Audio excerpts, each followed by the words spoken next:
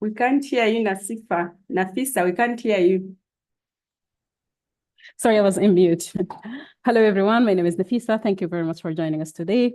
In our today's session, we have a great facilitator who will cover the topic. But first of all, let me just introduce you to ACSRM. ACSRM is African Community for Systematic Review and Meta-Analysis. It has been launched since 2022, and the main vision of the organization or the community it's a part of Author 8. It's just to lead the global community with atmosphere to support systematic review research in low and middle income countries, and to empower researchers from academia and research institutions, especially early career researchers with knowledge, skills, tools, and resources to successfully conduct systematic review and meta-analysis. Also to support other users of systematic review, other scientists, government agencies, expert panels, or patients or policymakers also with their knowledge, skills needed to critique. So basically, our host or facilitator today will be Professor Allison. Professor Allison is an associate library professor and academic sciences librarian in Albert Cook Medical Library, Macquarie University. She's also support researchers at the College of Health Sciences and beyond that as well in research-related tasks. She's also information retrieval specialist with expertise in literature searching in all disciplines. She provides a methodological expertise on evidence synthesis and contribute to the improvement of evidence synthesis methods through research and capacity building. She's also a researcher and have published in a number of peer-reviewed journals and presented also in various information science forums. She had attended a number of other short courses in research data management, systematic review development, and research grants management. So we are glad of having her hosting today's session. And as I mentioned, welcome you all to our session. You can keep introducing yourself. And for now, the session is yours, Professor Allison, and take the stage. Thank you. Thank you very much, Nafisa. Good afternoon, everyone. I don't know if it's morning in any of your countries. Good morning and good afternoon. Let me share my screen.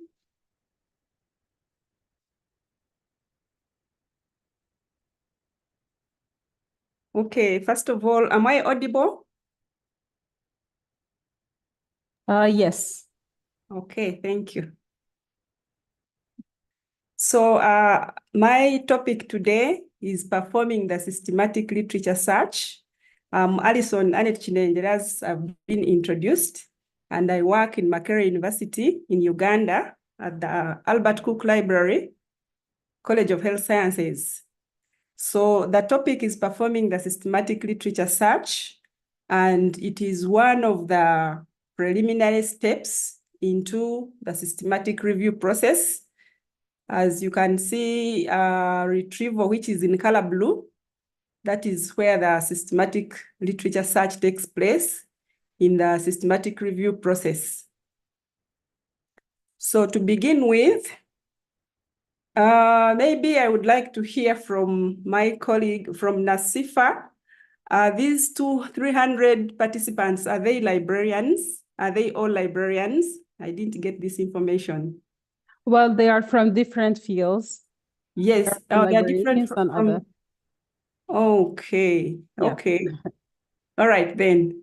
So it is recommended that reviewers work with librarians to design comprehensive search strategies for systematic reviews and other review methodologies.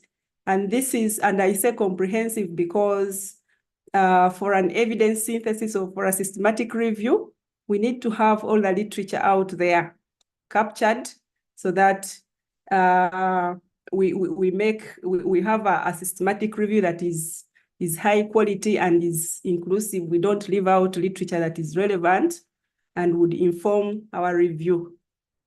So the librarian also helps to conduct the searches and also to manage the data. So writing a successful search strategy will take an intimate knowledge of the databases, and it is very, very important that we have access to those databases. I know later on maybe we will talk about the challenges of accessing the databases, but there is no shortcut. We need to have access to the databases. So I'll start with a PRISMA statement. PRISMA means preferred reporting items for systematic reviews and meta-analysis. And it is a statement that has, it's a reporting guide. It's a reporting guideline that help authors, reviewers to transparently report and talk about the who, the how, the what, and the where and the when of evidence. So it contains two main important items, components, and the first one is a PRISMA checklist. The second one is a PRISMA flow diagram. Now for the PRISMA flow, the PRISMA checklist, it has about 27. It has about 27 reporting items, but for the session, for this session on literature on database searching, we shall concentrate on item number 6 and number 7. Item number 6 is information sources, where all databases that are searched must be specified, and all the searches must be documented, and the date when each source was last searched should be also documented. We'll later on learn that documentation is a very, very important activity in systematic reviews. So the 7th item, which is the search strategy, when we run the searches, we need to present the full search strategies for all the databases, and we also get to learn that each database is unique. So for each database, we must have a different or unique search strategy that applies to that particular database. And other information, including any filters if they are used, and any other limits that may be used during the search, the development of the search strategy. So then the second one is called a PRISMA flow diagram. And for this particular one, for the librarians, we really concentrate on the identification, the first step. If you're seeing the first box on identification, I'm trying to remove this. Records identified from databases, you have to record those, and then registries and websites and all those other information sources must be recorded, documented. And then the second box still under identification, records removed before screening, and then duplicate records removed. All that is stuff for the librarian to make sure that it is well done. So this particular diagram is going to be published together with a systematic review, with any evidence synthesis. So we need to do it very, very well so that we don't leave out information that is required.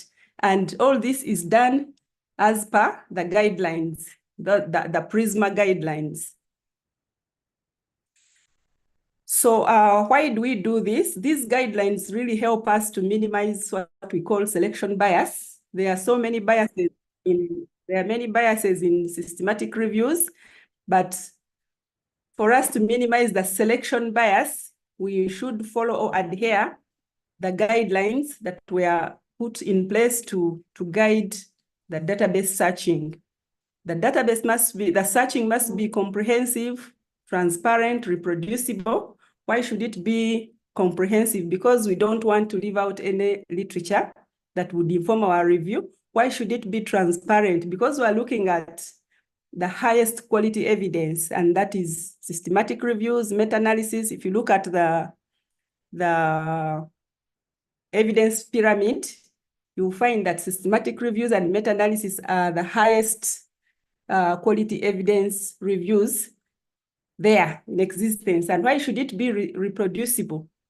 It should be reproducible because the systematic review will be the reviewers will be required to update the systematic review or the evidence and gap map or whatever other review.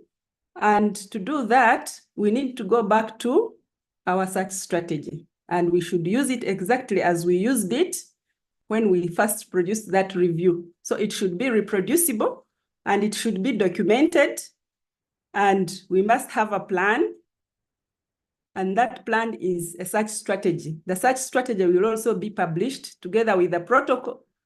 A preliminary search strategy can be published with the protocol, but the final review, we must have a search strategy.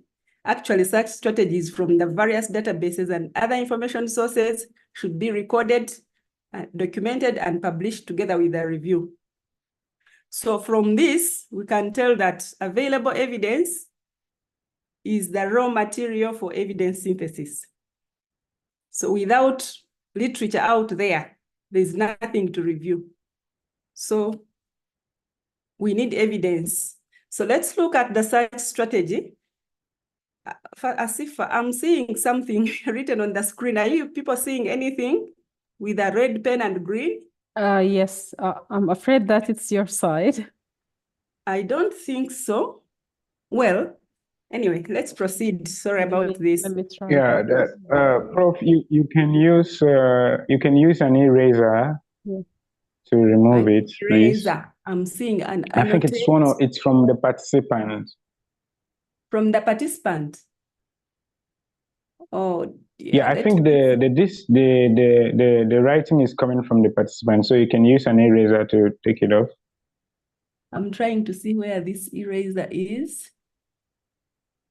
Okay. Sorry, I may have to. Sorry about this. I will not tamper with it. Since you are the host, maybe you can remove it. I don't know. So, and a search strategy is an organized structure of key terms that are used to search a database. That is the simple definition of a search strategy. Now, methodology for planning and creating a multi-database search strategy consists of steps. As I mentioned, each database will have its own unique search strategy, but the search terms may not have to change. It is only the symbols and other combining Boolean operators and other things that will change, but the search terms will remain the same.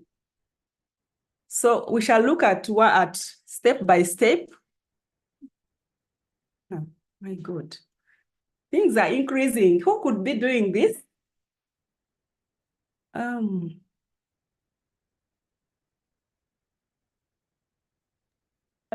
You can continue. I will try to control it just a moment.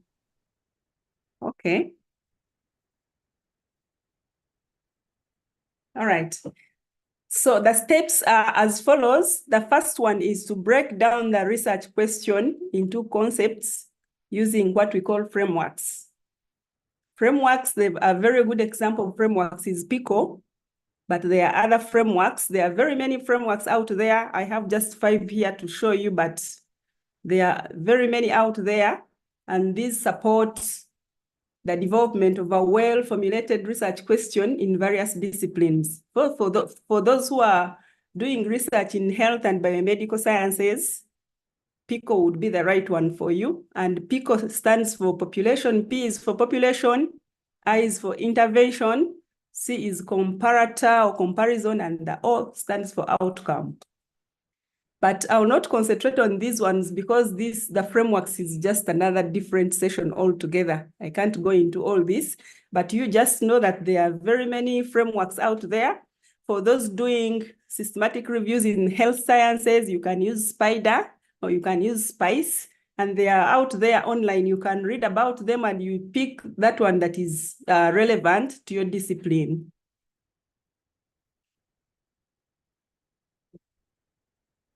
So an example of PICO, I have a topic here, effects of exercise to prevent and manage child and adolescent obesity in sub-Saharan Africa. Let me say that's my topic for my systematic review. And if I am to get out the PICO,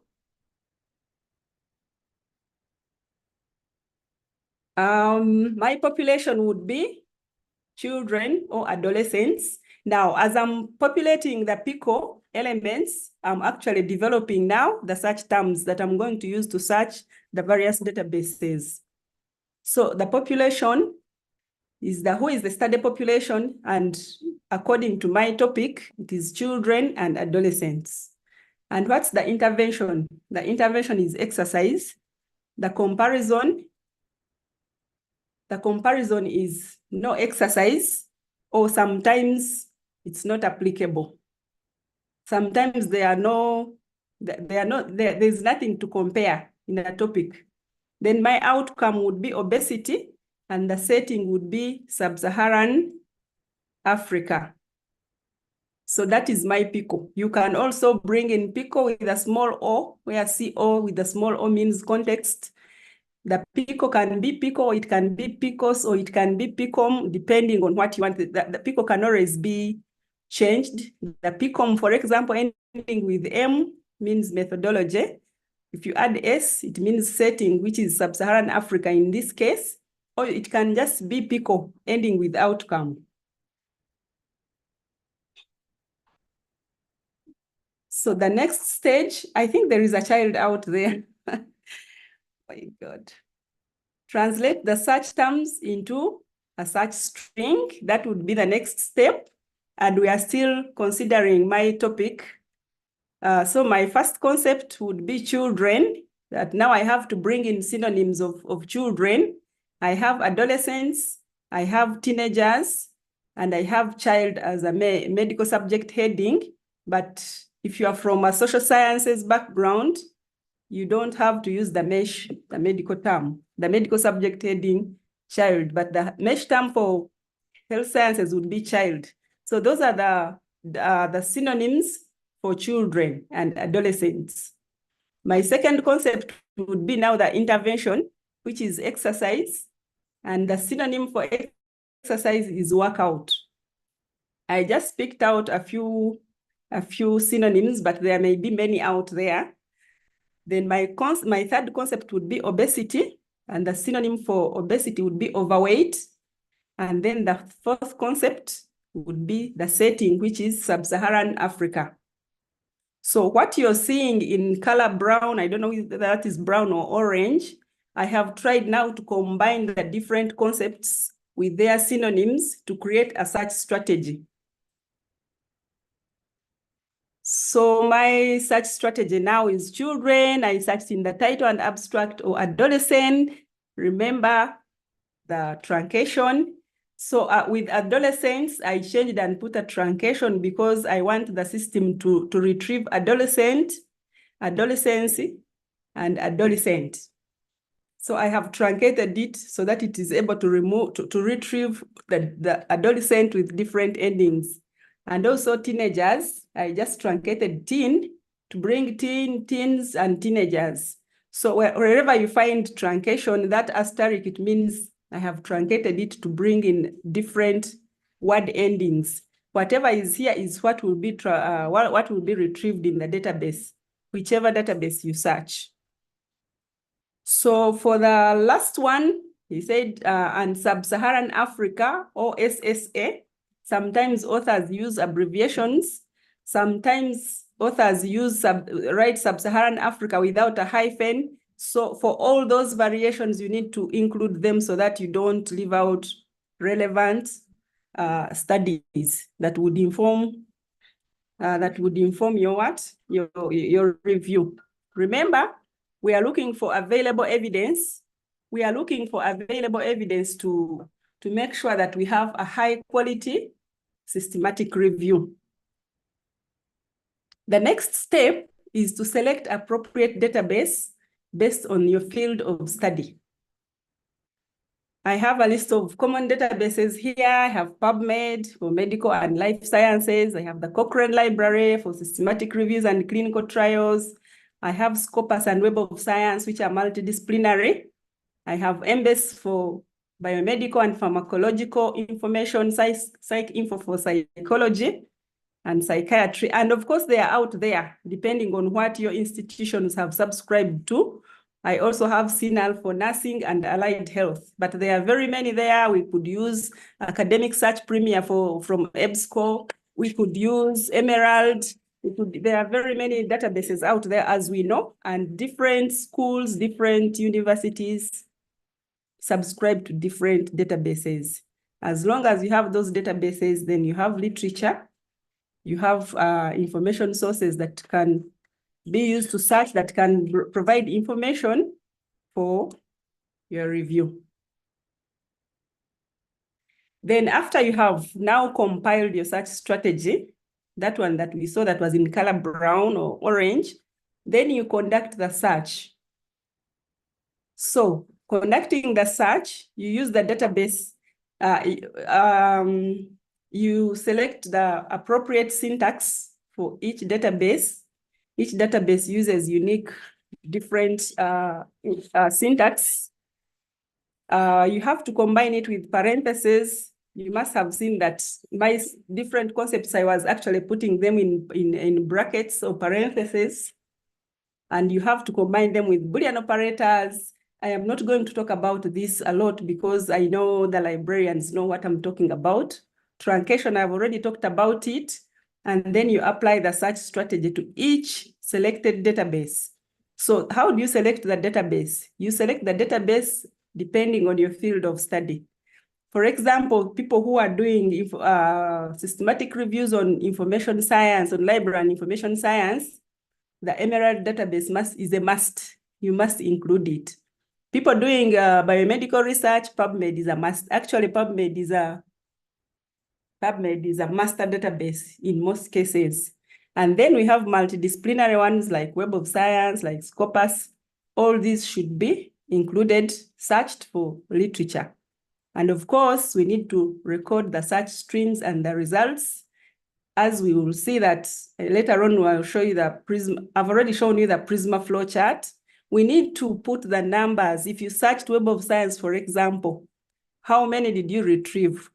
If you searched Emerald, how many did you retrieve? If you searched Web of Science, how many did you retrieve? And after you have searched all those, some will be duplicates because some databases like Web of Science is an index. It indexes from the various databases, from journals, different journals. So you may find you have duplicates, and the duplication is one of the very, very important step or activity in a systematic review.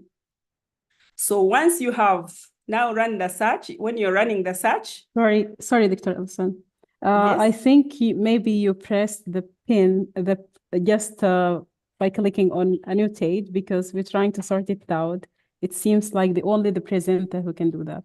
Maybe you just didn't pay attention to it. Should I click on, I clicked on annotate? Yeah. There is like a pen. Let me, now, when I have just clicked now, I hadn't clicked. And now check if there is an option of eraser and then try to erase it. How come? Just a moment, I'm sorry about this, members. Okay, I'll try. I just saw it. Optimize reaction captions.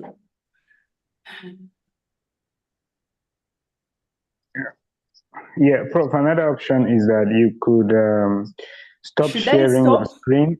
Yeah, you could stop sharing and reshare. Okay, just a moment. Just a moment. Okay.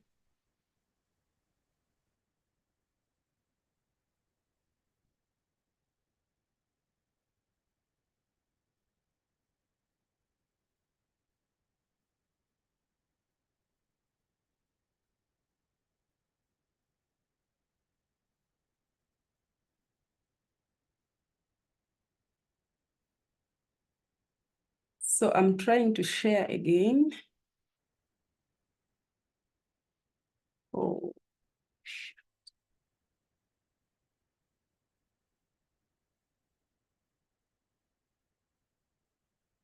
Just a moment.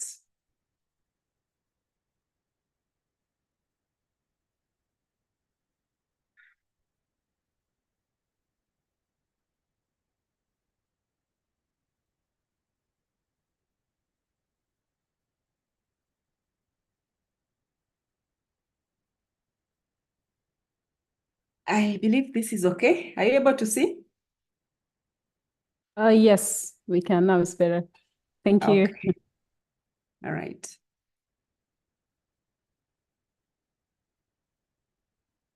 So we had reached searching stage where now we conduct the search using the different search techniques such as Boolean operators, truncation, wildcards, and all those. And then we apply the search strategy to each selected database.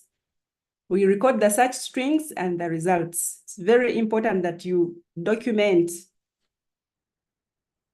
because whatever you have done, the methodology section must include whatever you have done. How have you searched? When did you search? What search string did you use? What results did you get? All that information is very, very important. So then we can then apply the relevant filters.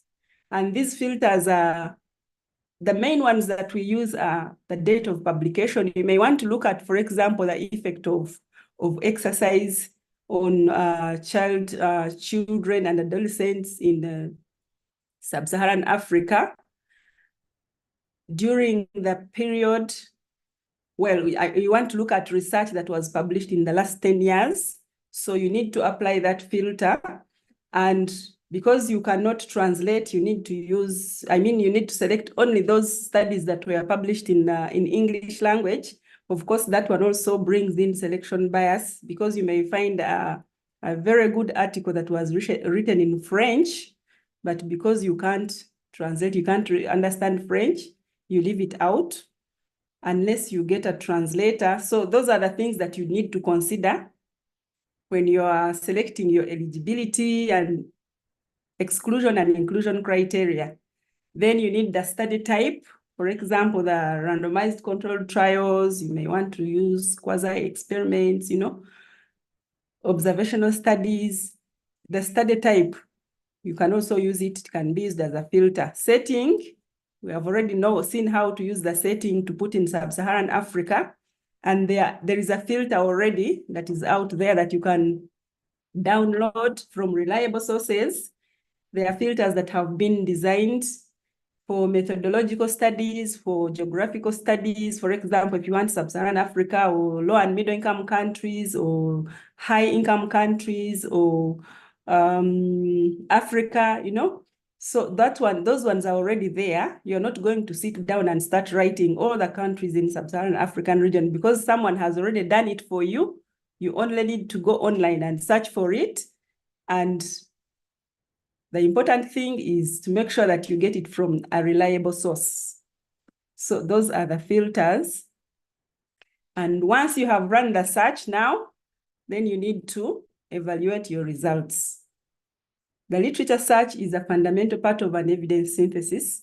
Therefore, the search strategy must be of high quality, and it must, of course, if it's of high quality, then it's going to retrieve almost all the relevant information.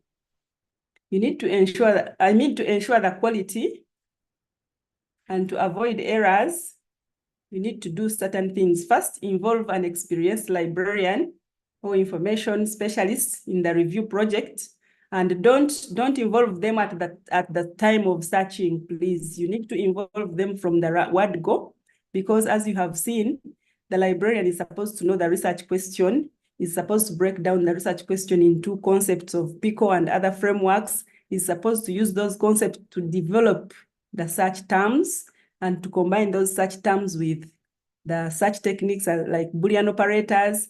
So the librarian is supposed to start from the word go. Actually, when you're writing the proposal, if it's a funded project, the librarian should be part of it from the word go, so that there is also, the librarian is also catered for in the entire project. Without the librarian, it is going to be very, very hard for you. And what I would like to say also is that big organizations like the Cochrane collaboration will require that you involve a librarian or an information retrieval expert. Without that, they may have questions with your review, because they are, when you send it for review, they are going to ask you very many questions. Who ran the searches? How is the database? How was it? So when they are searching, when they are evaluating the database, they will start getting things that are not right, because the content experts are not able to run the searches just as the librarians do. They don't have that expertise to run the searches and to develop the search strategy. So you need to involve the librarian. You need to have, and after you have searched, you need to have a second person, preferably a librarian or even a content expert, to take a look at the search strategy. And then you also need to, this is optional, but it is very, very helpful. You need to use the PRESS validation tool. PRESS means peer review of electronic search strategies. And I would like to show you how it looks like. Are you able to see the content? The font is a bit small. Let me make it big. So these are just a few questions. It is called the PRESS 2015 checklist for search strategies. So when you develop your search strategy, you need to consider these questions. At least make sure that most of these questions have been answered. For example, does the search strategy match the research question? Sorry, we cannot see the questions. You cannot see the question. Yeah, we can only see the title PRESS checklist. Thank you. Okay. I think I need to stop sharing. And then I show you the...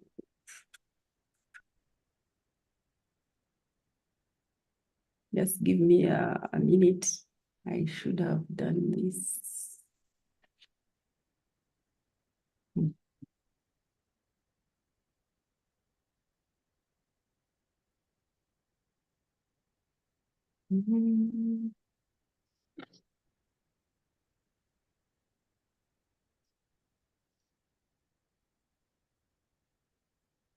Okay.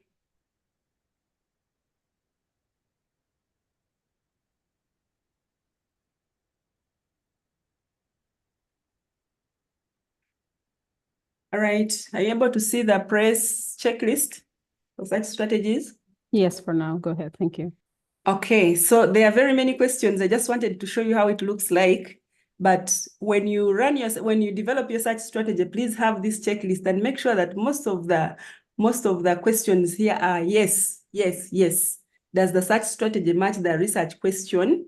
That's very, very important. It must, because otherwise, if you have different search terms, how are you going to answer the question? Remember, the systematic review is focusing on answering the research question. And maybe what I need to tell you is that unlike the studies, like other research, when you do your research and you have 2, 3, 4, 5 research questions, the systematic review has just one. You must answer one research question. If you have many research questions, like you have sometimes students who are doing PhDs have 3, 4, 5 research questions, they always advise that you pick out just one research question and you answer it in a systematic review. I don't know if you have heard of the Russian doll and the Goldilocks principle. The Russian doll is where you have so many questions nested together in one systematic review, and that's not right. One systematic review, one research question. So are the search concepts clear? Are there too many or too few PICO elements included? Are the search concepts too narrow or too broad? So these are very many questions, and each one has, this is translation of the search question, Boolean and proximity operators, subject headings, text word searching, etc. So I'm going to stop this and we proceed. But one thing I wanted to make clear is that when you run the search strategy and develop the search, and when you develop the search strategy and run the search, you need to have a librarian, you need to have a second person. Usually they say the search was done in duplicate, meaning it was done by 2 people, and the third person looked through to make sure that there are no errors. And if possible, please use the PRESS checklist. Let me try to go back.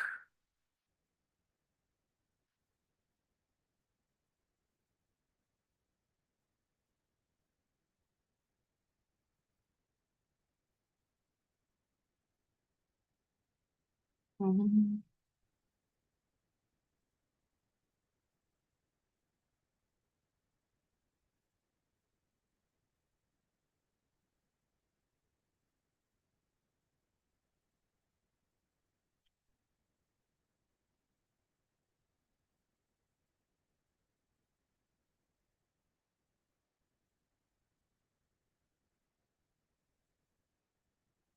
Okay.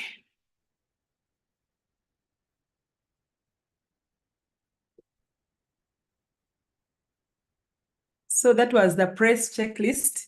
Now the last step, maybe not the last, but almost the last step, is document the search process. I have already mentioned this, but for emphasis, you must document it because there is a whole section in the methods section where you have, as a librarian, you have to write that section. And you write, you say, we did ABCD, we used this search strategy, we used Pico, we used Spider or Spice, and we searched these databases. And each database, we picked this number of studies. When we deduplicated them, we remained with 20, and those 20 could meet our inclusion criteria. So we included 20. That information is very, very important. And if you have looked at systematic reviews, try to check the methods section, you'll find that information. So to document, so that you don't forget, you can use a search results table. And this table should include the date when the search was performed, the databases that were searched, and the platform. Sometimes so those databases have platform.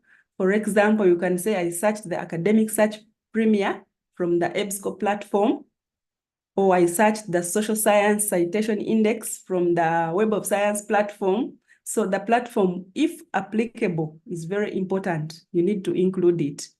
Then you need to also provide the search string that was used. And of course, the numbers, the results that you picked from each database, from each website, from each registry, depending on where you searched. And then you need to remove duplicates. All the systematic searches I have done, they are always duplicates. So once you remove the duplicates, it even helps with when the next stage of screening, so that you don't have to screen now similar studies. Although some tools also like the AP Reviewer can also help you to remove the duplicates, but we usually remove the duplicates when we send the results to a reference management tool.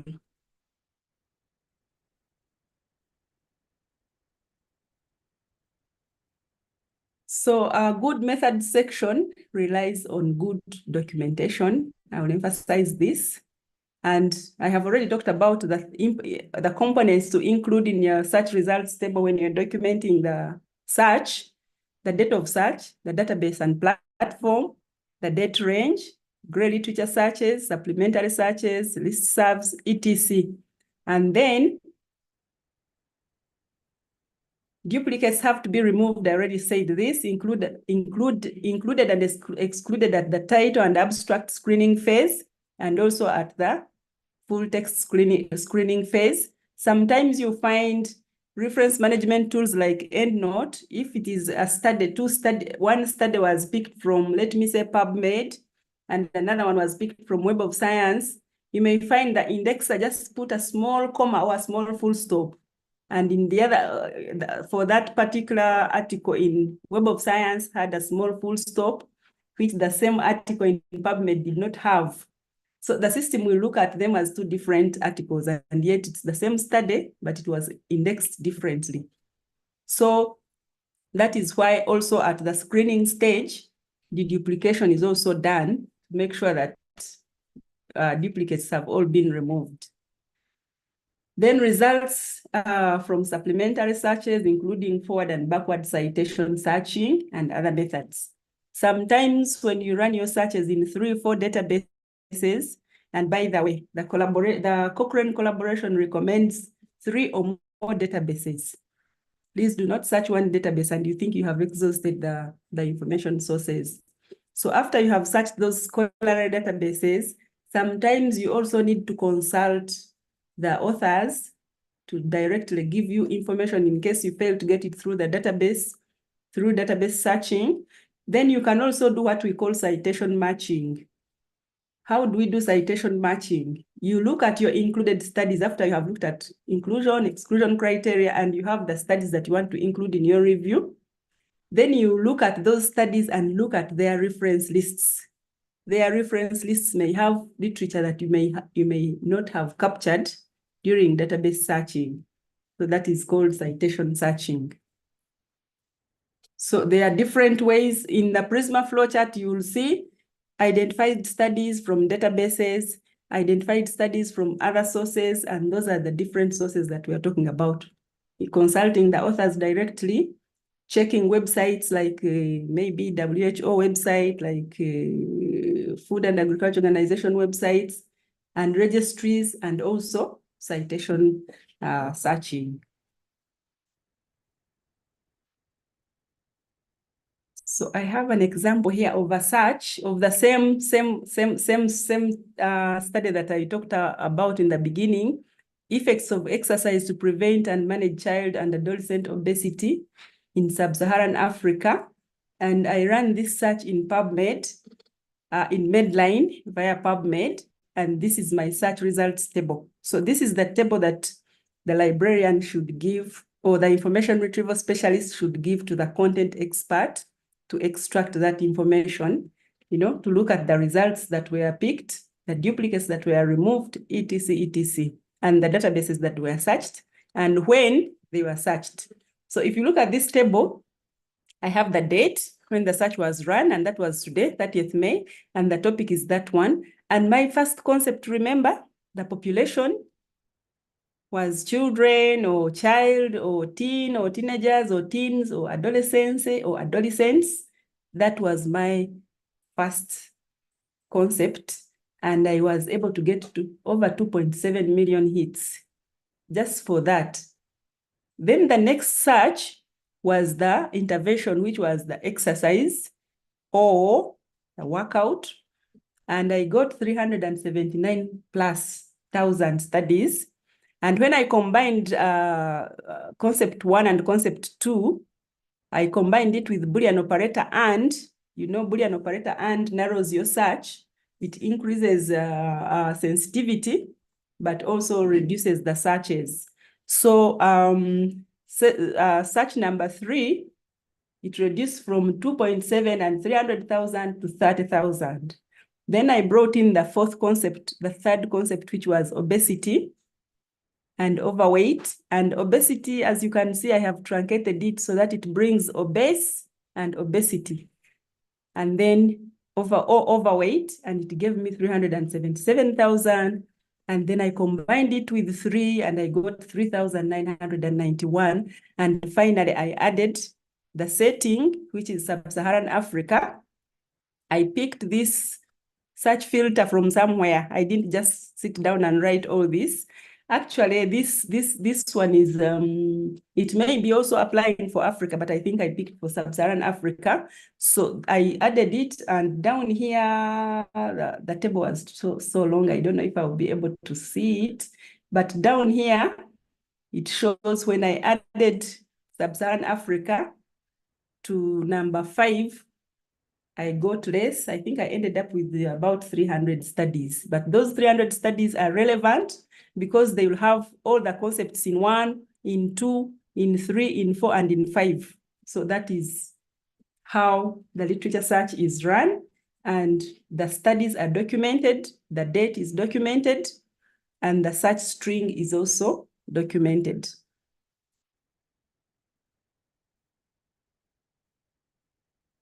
That is also another example I picked from somewhere, just to show you the database name, Medline, Carb Abstracts, Web of Science, and the platform. I didn't have a platform in mind. That is the platform, and then the date coverage. Also, sometimes it shows like when the university subscribes to Web of Science, for example, they show you literature from maybe 1946 up to current, up to present, and then the date of search is picked, and also the number of results. One thing that this person did not capture was the search string, which is very, very important. I just wanted to show you a different one, made differently, but the search string was left out. So this is how you document your search. And finally, once you have documented the search, you go back to your Prisma flowchart. I showed you this Prisma flowchart at the beginning, but it was empty. Now I have filled it. I'm saying records from database searches were 7,946. From PubMed, there were 6,000. Embase, that Central, that LDIS, Wallis, Web of Science, Google Scholar. So after this, I deduplicated. If you are seeing the next, are you able to see? The font is so small. Yeah, it's a bit small, but it's a bit small, but the second box, we are not going down. The second box is duplicates excluded. So out of all these, I excluded 156 duplicates. And then the remaining ones went to the next stage, which is screening, as you see on your left.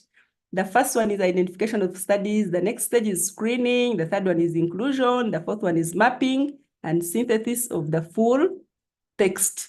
So you go removing the full text. We have to give reasons why you have excluded some until finally you end up with the studies that you're going to include in your review. And I can see here the number was 124 papers and 107 studies. I don't know what this means. It should be papers or studies. So out of this total up in the first box, after removing duplicates and doing all this, you remained with 124, and that's what was included in the review. So the last step is managing your, managing your data. So we have so many sources now. The reference management source, this thing is coming again. The reference managing software, the references manager software, we have EndNote, that's what we use. Actually, we can also use EndNote to screen. There's Mendeley reference manager, there are very many out there. Those are the examples, but we also have systematic review software. And one is called Epi Reviewer. The other one is Review Manager. There is Covidence, there is Ryan, there is Sumari. There are very many, but some of them are for pay. For example, Epi Review, I need to pay for it. And I think it's about, I don't remember, about 70 pounds. Yeah, but Covidence, I want to emphasize Covidence because it is free for developing countries. You need just go to the Covidence website and you register and you're able to use it. And it is very easy to use, but now to use Covidence would be a different session altogether. I'm not going to go into this. And then Ryan is open source. Sumari is not free, but you can get it from the Joanna Briggs Institute. I think you also need to pay for it, but it's not very expensive. I think the most expensive is Epi Reviewer. I'm seeing people coming when I am finishing. Admit. So that is how you can manage your data. So I have just given you a few examples of the reference of the tools. But one thing I also want to mention here is that there is a lot of artificial intelligence tools now. There are where you can use machine learning, for example, to do screening. You can use machine learning to do data extraction. All these are new things that are coming up. So with systematic reviews, you have to continue learning each and every day, you know? So you need to continue learning to know how, for example, instead of generating that strategy, maybe you can find a way of using artificial intelligence to capture. But one thing about artificial intelligence, I must warn you, is that you need to also go in as a human being and you cross-check to make sure that what comes out is what you want. You can use your artificial intelligence, but you need to go there and revise and edit here and there so that what you pick is what is needed. Okay. I come to the end of my session. I thank you very much. I don't know how much time I have used. Maybe I'm still within the time that was given, but thank you very much. This is all I was able to share with you. Thank you very much, Prof. Allison. It was a really beneficial, insightful session.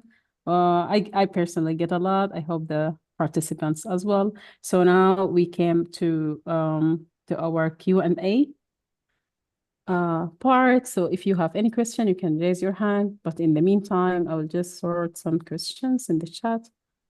The first question was, if I have a population and a problem, which Boolean I have to use, and or are? I already responded, but you can still give more explanation. Okay, thank you. I don't know who asked that question. Anyway, a population and a problem and a patient is actually, it's the same, you know? PICO, I said that P stands for population, but sometimes it may stand for patient or it may stand for problem. But when you say which, did you say which what? Which Boolean operator? Yes, which Boolean operator he can use for if he has population and problem, and he has two operators, which one of them and or? Okay, so let me say that the problem is what? I would really need example, because if I say population, the population may be child or maybe pregnant women or the people, but then the problem, let me say the population is pregnant women and or gravid or whatever, and then the problem is preeclampsia, that bleeding after birth. If it is that, I cannot combine the problem together with the population using O, because I am looking at only those pregnant women who have preeclampsia problem. It's not that every pregnant woman gets that condition, or every woman that has given birth gets that problem. Some do it, some don't. So I'll be looking for those women who get that condition. So I'm going to use Boolean operator and for me to be able to pick on pregnant women who got that problem of preeclampsia. So I would say pregnant women or gravid or nursing mothers and preeclampsia. So it depends. You can use Boolean operator and to combine both, because they are two different, I should say they are two different concepts. Okay, thank you very much. Yeah, I think that's the question that's the answer, much the question. The second question is, someone he is mentioning that in their university, they don't have librarian. So if they don't have, should they go ahead and just conduct a systematic review? Okay. I have, well, I have not heard of a university that doesn't have a librarian, but if you don't have, you can actually get someone who is a content expert, like one of the maybe principal investigators, main reviewers, get somewhere and learn how to run these searches. You do not have to be a librarian. The Cochrane collaboration says it should be a librarian or a search expert. So if you are a search expert, if you learn these things and know how to run the searches yourself, you actually don't need a librarian. But to me, I look at it as something that is going to add a lot of work for you. Already you have to do screening, you have to do data extraction, and now you have to develop the search strategy, you have to run the searches, you have to manage the data, but it shouldn't stop you from doing the systematic review. You can do it yourself if you can manage. Alternatively, you can outsource. You can hire someone from Makerere University Library, for example, to run the searches for you, of course, at a cost. Yes. Yes, thank you. The next question is, it's about the inclusion and exclusion criteria. Should they be included at the same time when they're designing the study? Yes, so inclusion and exclusion criteria, actually the general name for that too is eligibility criteria. So eligibility criteria is, you need to look at the studies that have been, actually you do it before you run the searches even. When you are designing your research question, before you do the protocol, you need to look at which studies do I want? What should I include? For example, if I want to look at, let me say child obesity, okay, obesity in children in low and middle income countries. And I'm going to run the search, and I get a very, very good study, but the setting is high income country. That one already excludes it. Even if it's very relevant, it looks very relevant, but it's outside your scope. So that one goes into exclusion. You exclude it. Then you say, okay, I want to look at studies that were performed between 2000 and 2024. So you may have all those studies that were published during that period are going to be included. As long as they are relevant, they are addressing that question, they are going to be included. So you have to determine your inclusion and exclusion criteria at the beginning when you're reviewing, when you're developing and formulating your research question, so that when you start searching, you know which ones to include, which filters to include. For example, if you want for the past 10 years, when you're running the search, you must put that. Only studies you must limit to only that period. If, for example, you want only RCTs or clinical trials, you may have to run the search, the general search, then at the end you say, but here, I want only clinical trials. So when you add that one, it will exclude the rest and leave only clinical trials. So that is how you do the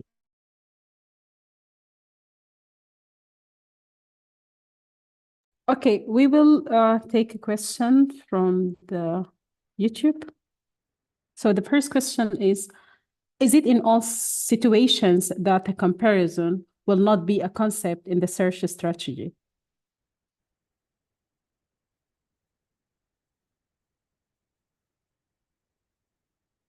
Prof. Ellison, are you here? Can you hear me?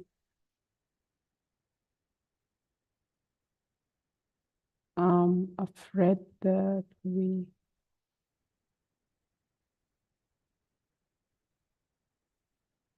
I cannot see. Oh, Prof. Ellison, can you hear me? You are muted. Okay. All right. Sorry, I was muted.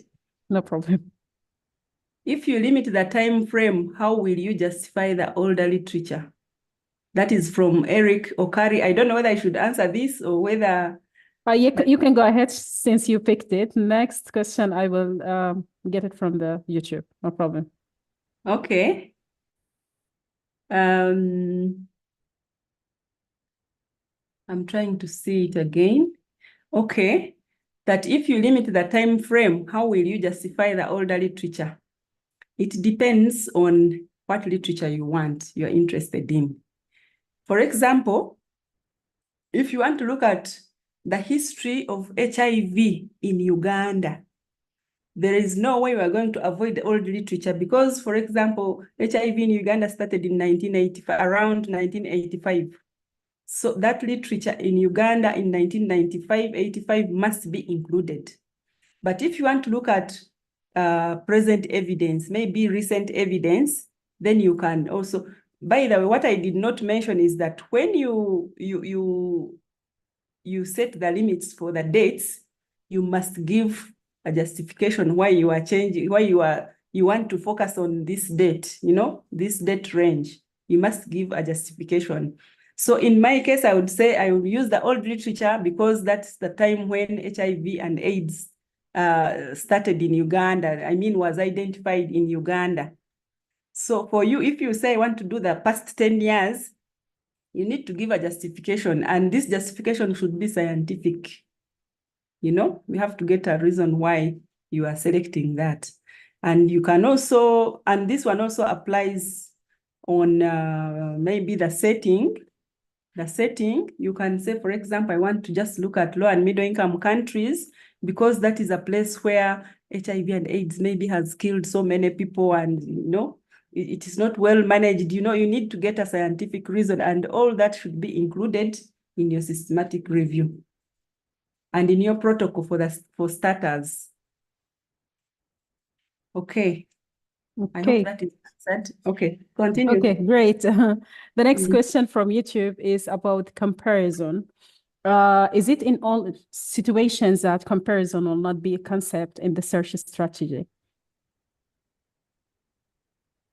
The comparison can be important and sometimes it's not applicable. For example, if you want to look at the comparison usually comes in maybe, should I say, systematic reviews in the medical sciences. For example, if you want to look at maybe how drugs, what should I say, the effectiveness of drugs, you can just get the control group and the other group, and you give this group what we call the actual Panadol, let me say if it's Panadol, and then the other group you give them what they call a placebo. It's like a fake Panadol. The patients will not see whether this is Panadol or not. They will think that it's actually the actual Panadol. So you'll be comparing both groups. In that case, the comparison is very, very important. You must include it. But in some cases, you don't have anything to compare. I don't know if I have medical scientists around who can also add on this, but that's how it is. I think we have many fields around, so well, thank you. Let's go to the next question. I think it's maybe about search process in Scopus. How can we reduce commands in Scopus and Web of Science databases?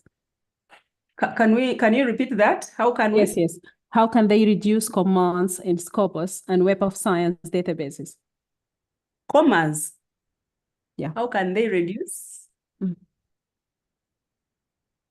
Did you say how can you reduce commas? Yes. Commands in Scopus and Web of Science. I don't see, I've been running the Web of Science database and I don't use commas. I don't use commas. Maybe they mean booleans or something like that, maybe. Operators. The what? Let me look at that question. Where is it?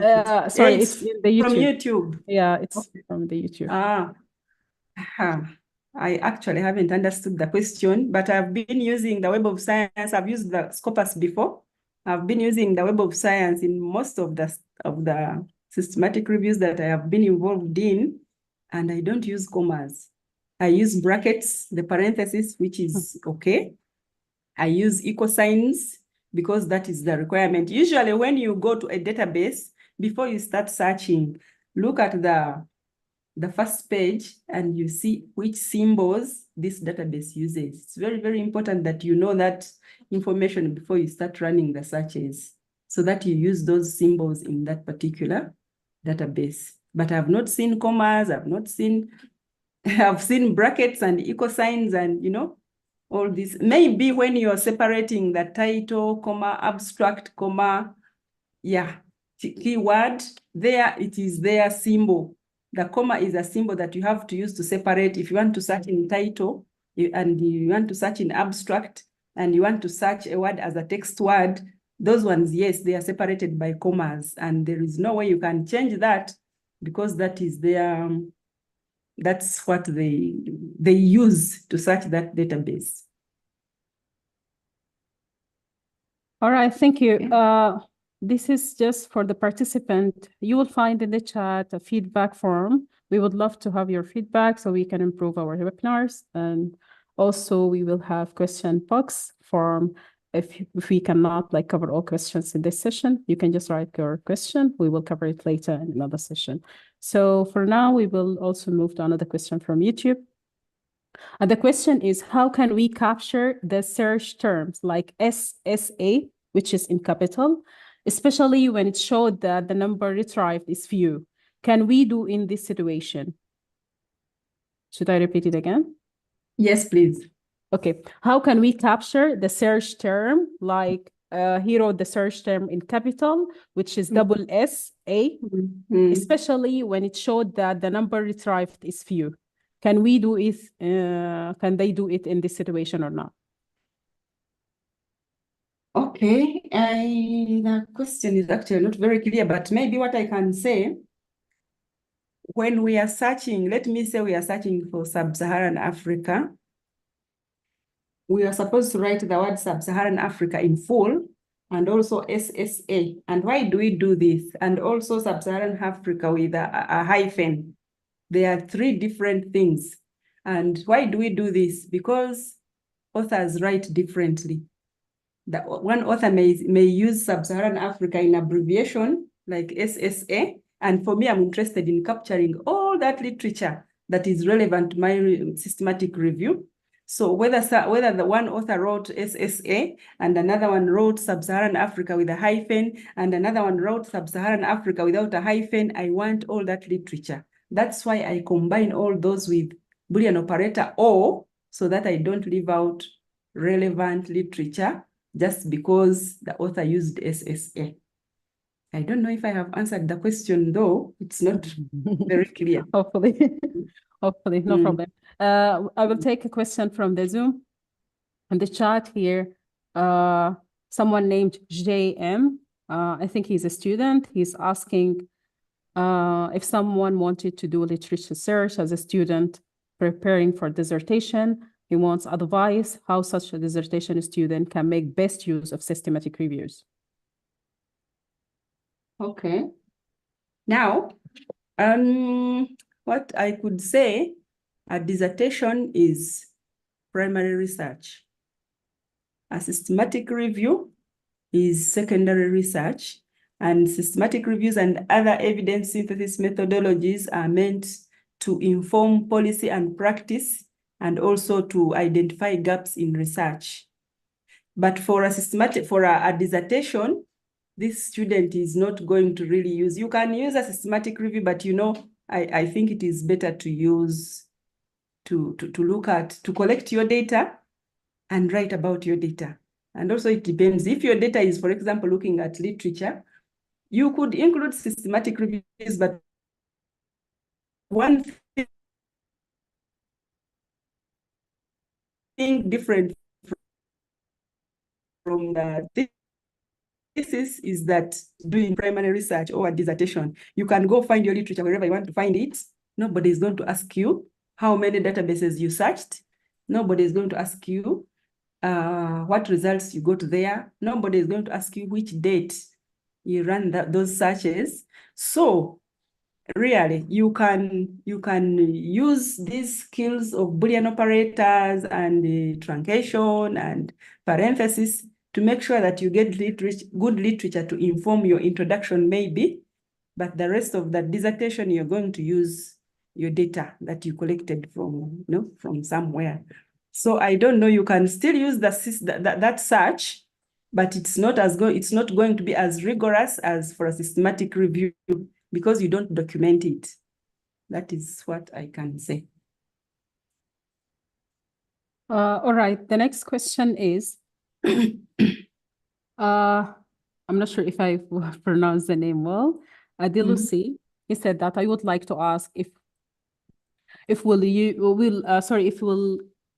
can use the same search strategy for all search engines. For example, the way you combined your keywords and truncated them while you search a PubMed engine, can that work for other search engines? It seems like the same search terms, he can use it also in PubMed, other in Webs of Science, etc.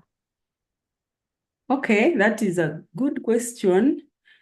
At the beginning, I indicated that each database has unique symbols that they use. So if I develop my search terms and I'm going to apply them in PubMed, I have to put, for example, I have to use title abstract TIAB in PubMed. But if I put TIAB, meaning title and abstract, if I put that in Web of Science, it will give me 0 results, or it will not give me the right results.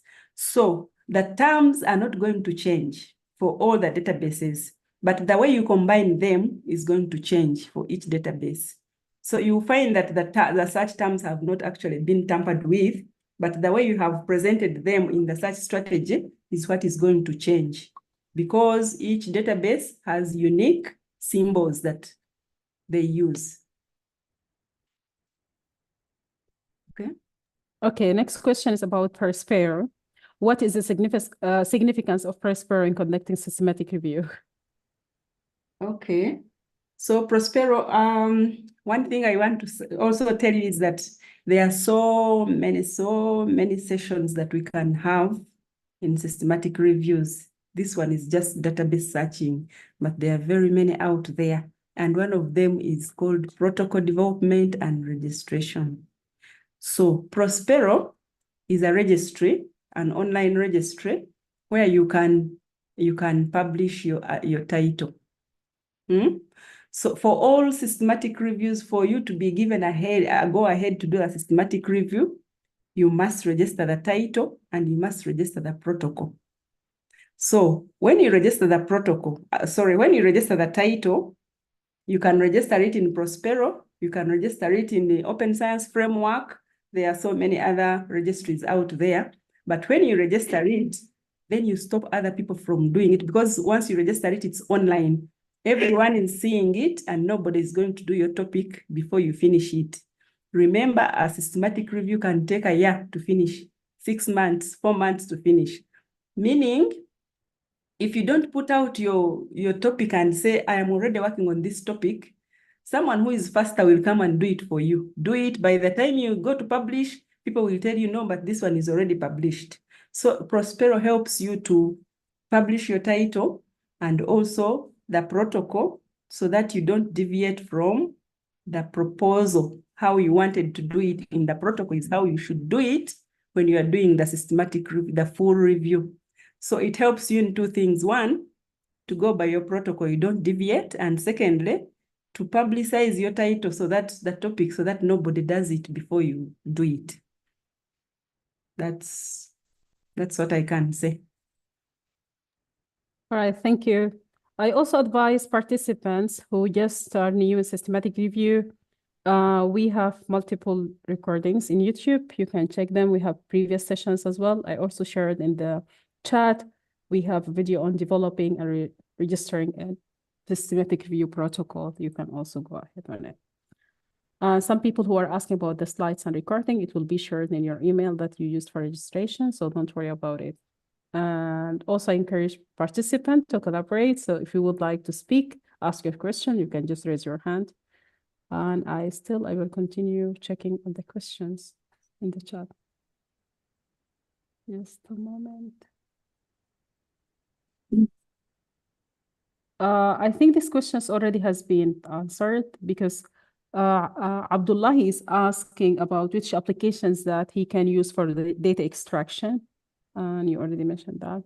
And also someone else is asking that what are some AI tools that can be used for systematic reviews? Okay. So Epi Reviewer, all those software programs that I have shown in the last slide, Summary, Epi Reviewer, Covidence, Ryan, they can all help you in the screening and in data extraction. But also, you can, the rudimentary way is actually to use an Excel sheet. But of course, that one is going to take you forever. If people who have used Access, you can use that. But EndNote can also help you to extract data.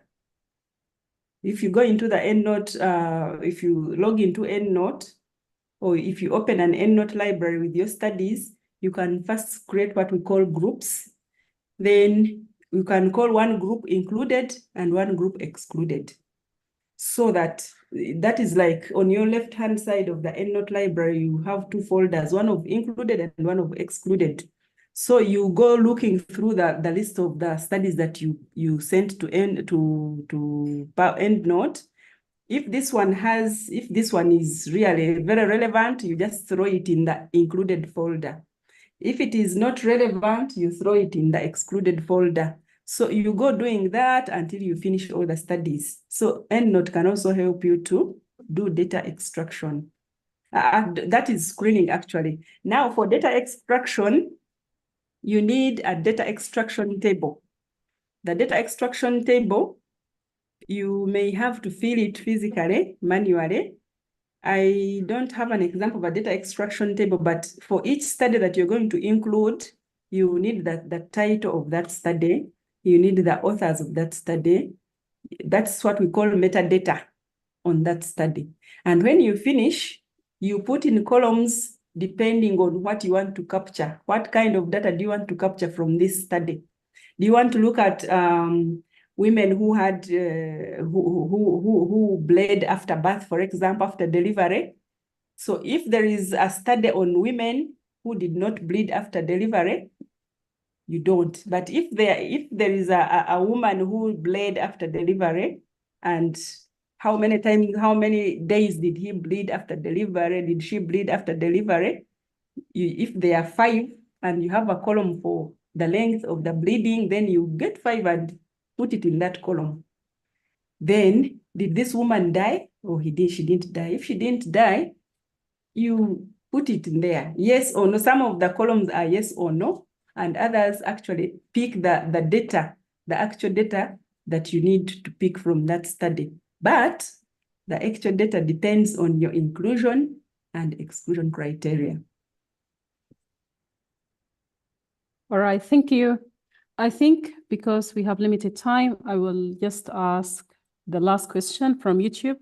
I think the person who already asked about the commands, he clarified his questions. He meant Boolean operators. He meant Boolean operators. Yeah. Okay. All right. That's good now. If I can say something about Boolean operators, if you're looking at concepts and their synonyms, for example, children or adolescents or teenagers, you see all those refer to the same population, the same person, isn't it? You need children, or where the author used the word children, or where the author used adolescents, or where the author used teenagers. Those are the same. I call them synonyms because they are related terms, but it's one concept of the population. For the same concept, the same terms in the concept, you use Boolean operator or. Now, when you are going to add a different concept, like now a different concept would be exercise. A different concept would be exercise or workout. So when you are adding to another concept, you use Boolean operator and. So that's how you use them. So the Boolean operator and is going to be used between concepts, whereas the Boolean operator or is going to be used between synonyms. I hope that's clear. Yes, it's clear. Thank you. So the last question will be, I think, Dr. Elson, you mentioned that you used a tool to filter out countries in sub-Saharan Africa without having to type all those brackets words. What's the tool that you Okay, thank you. Actually, it's not a tool, but they are websites. There are websites. I think one of them is, I did not put them in the slides, but if you actually went to Google and say, I want a search filter for sub-Saharan Africa, if you do it in Google, it is going to give you different sources. You are going to look at those sources that are, what should I say, authenticated, like this one. If, for example, it's from Cornell University, then you know that one is what? Is peer-reviewed and it is valid. You can pick that filter and paste it in your search strategy. There is no tool, but you need, the filters are out there. There are links. If you want, before I share these slides, I can just go and put a slide for those tools for you, and then I share the slides after. That will be helpful because you just use those links to take you to the tools. I mean, to take you to the website where you find search filters, either for countries, search filters for study methodologies, search filter for even different groups. You find search filter for minority groups. You find search filter for, different categories of people. All right, thank you very much, Dr. Elson. So unfortunately, we came up to the end of the session. And I will just repeat myself again. For those people who would like to follow our social media websites, you can just check in the session. You can find that. And we would love really to listen from you.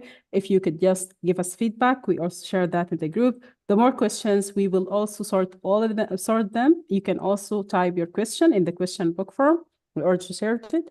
And we have few announcements for the people who already registered for tomorrow's session. We would love to apologize that tomorrow's session will be postponed because unfortunately the facilitator's mom has been passed away today. He will not be able, so we really feel sad about it. So we will reschedule it for 2 weeks from now. The new date will be communicated, and participant also, until you can also share the link with your colleagues if you haven't registered yet, or you also, if you haven't registered, you can find also the link in the chat. And also some people or some participants who have technical issues, we will respond to you soon, or you have to some questions or supposed to take the quizzes. We will also sort that. Just keep your eye on your email and check your spam or your junk too. And yeah, that's I think that's all. And if you would love also to join our community, you can have access to our social media. As I mentioned, we also have mentors, librarians like Dr. Elson. You will get a lot of benefits from her. If you would like to contact on anything. Recorded session as well as the slides will be shared after this session. And that's it for today. Thank you very much. And if you can just give us a minute of your time and open your camera, we would love just to take a screenshot, and we would love to take a photo to share it in our.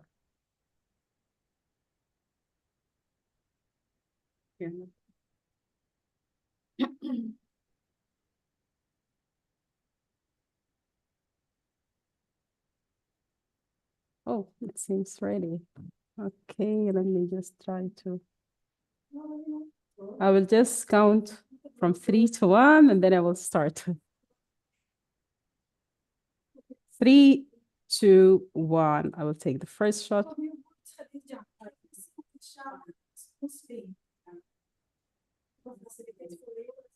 You can smile, you can make any movement if you want.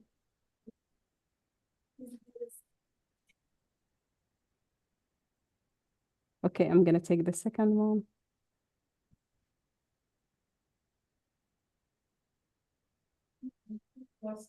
Second one down.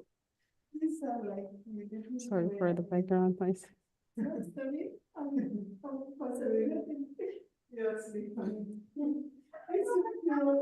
I'm taking the third one. I have another one in my room also. You see, one day I miss one and I'll take the last one. Smile.